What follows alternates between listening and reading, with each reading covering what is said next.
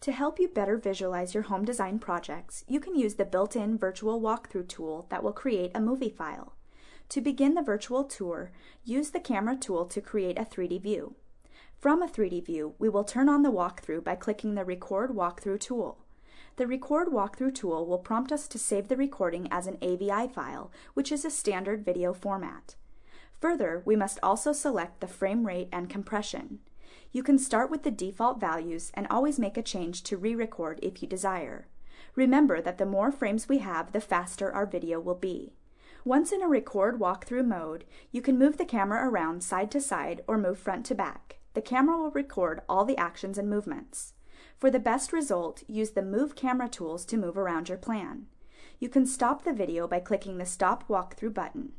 The virtual walkthrough is a great way to share your plan designs with others. To play the movie, browse to the location that you saved the AVI file and double-click on it to watch.